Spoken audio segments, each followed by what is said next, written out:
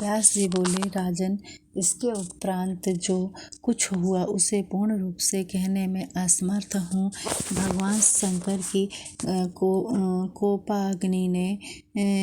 कोपाग्नि ने त्रिलोकी में प्रलय मचा दिया। जब वीरभद्र प्रकट हो भद्रकाली को साथ लेकर तीनों लोकों को नष्ट करने के लिए प्रस्तुत हो गए, तब ब्रह्मादि देवताओं ने भगवान शंकर की शरण ली। दक्ष को मार दिया गया तथा और उनका यज्ञ सब प्रकार से नष्ट हो गया।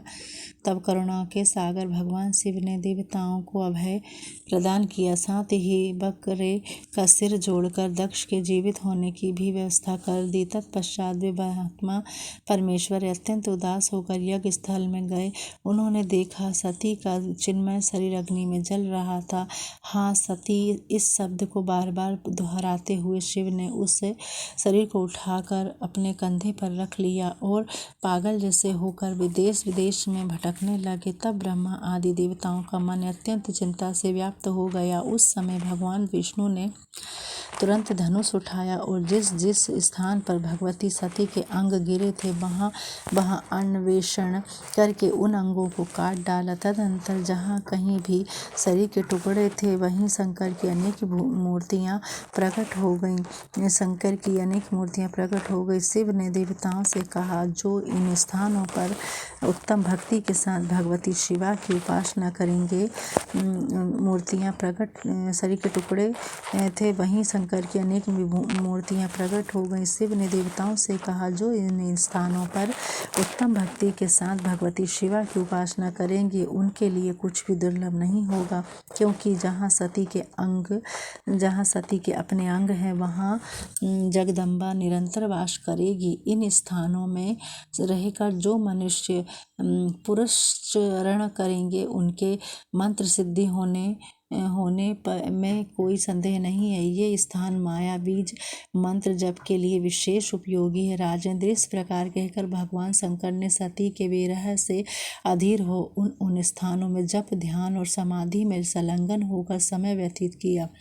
जनमेजय ने पूछा, अनध वे सिद्धि पीठ स्थान कौन कौन से हैं, कितने हैं, कौन कौन से सिद्धि पीठ हैं और कितने हैं और उनके क्या नाम हैं, मुझे बताने की कृपा कीजिए। दया सिंधु महामुने, उन स्थानों पर विराजने वाली देवियों के नाम भी कृपया बता दें, जिससे मैं कृतार्थ हो सकूं। व्यास जी कहते हैं, राजन सुनो, मैं अब देवी पीठों का परिचय देता हूँ, जिनके श्रवण मात्र से मनुष्य पापों से मुक्त हो जाता है। जिन जिन पीठों में सिद्ध चाहने वाले पुरुषों के द्वारा देवी की उपासना तथा ऐश्वर्य चाहने वालों के द्वारा ध्यान होना चाहिए, उन स्थानों को मैं तत्वपूर्वक बताता हूँ। वाराणसी में गौरी का मुख गिरा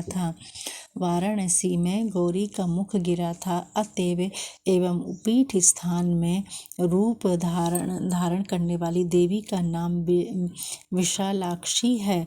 नैमिषारण्य क्षेत्र में विराजमान देवी लिंग धारणी नाम से प्रसिद्ध हुई हैं। देवी को प्रयाग में ललिता, गंधमादन पर्वत पर कामुकी, मानस में कुमुदा, दक्षिण में विश्वकामा तथा उत्तर में भगवती विश्वकाम प्रपूर्णी कहते हैं। गोमंत पर गोमती तथा मंद्राचल पर कामचारिणी नाम से विख्यात हैं। चैत्र रथ में देवी को मधोकटा, हस्तिनापुर में जयंती, कान्यकुब्ज में गौरी तथा माल्याचल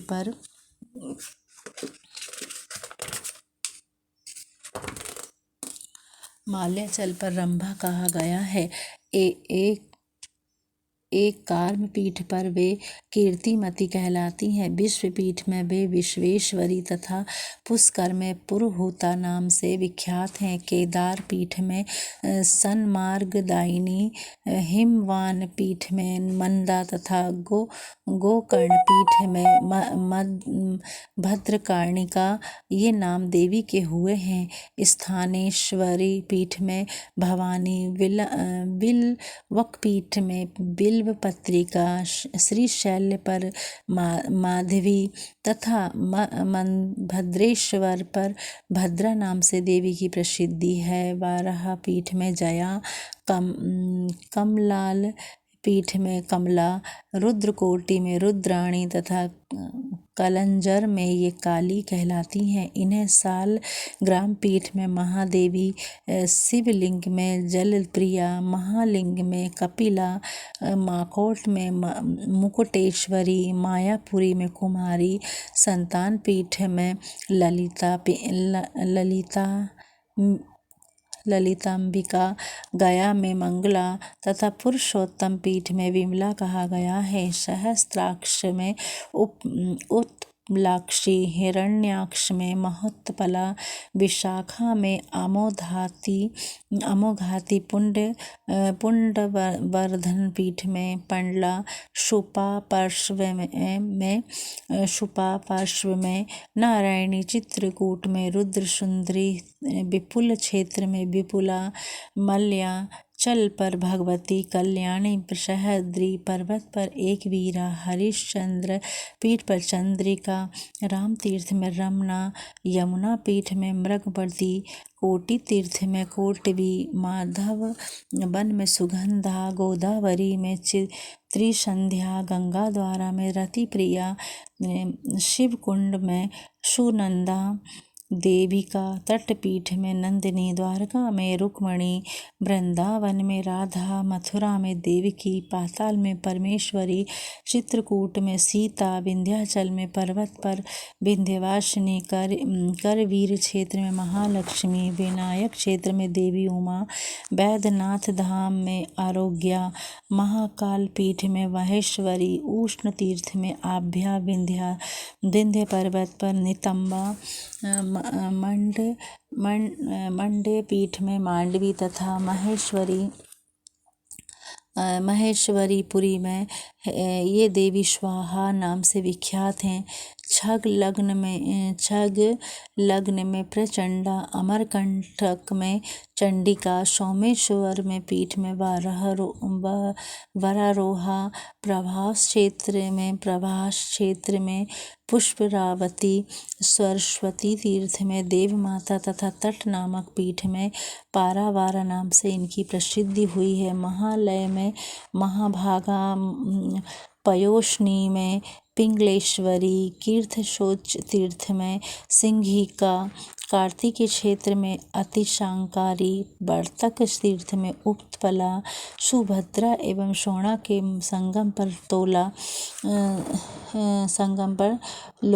लोला, सिद्धवन में माता लक्ष्मी, भरता श्रम तीर्थ में अनंगा, जलंधर में पर्वत पर विश्वमुखी, किष्किंधा पर्वत पर तारा, देवदरु वन में पुष्टि, कश्मीर प्रदेश में मृगा, हिमाद्री पर्वत पर देवी भीमा, विश्वेश्वरी क्षेत्र में तुष्टि, कपालमोचन तीर्थ में शुद्धि, कायावरोहणी तीर्थ में माता, शंखोद्वार तीर्थ में धरा तथा पिंडारक तीर्थ में धृति नाम से ये प्रसिद्ध हुई है। चंद्रभागा नदी के तट पर कला, अक्षोद नामक क्षेत्र में विशिव धारणी, बेणा नदी के किनारे अमृता, बंदरीवन में उर्वशी, उत्तराकुरु प्रदेश में औषधि, कुशद्वीप में कुशोदका, हेमकूट पर्वत पर ममथा, कुमुद वन में सत्यवादिनी,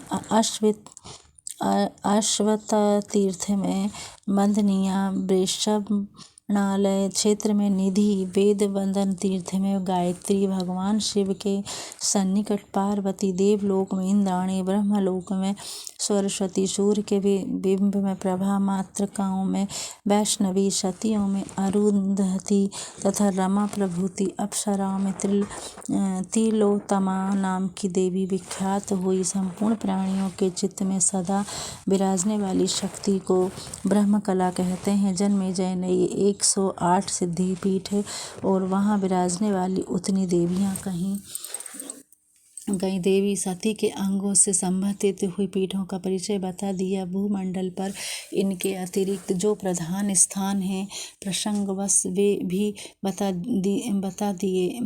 बता दिए गए। जो पुरुष इन 108 सिद्धि पीठों का स्मरण एवं श्रवण करता है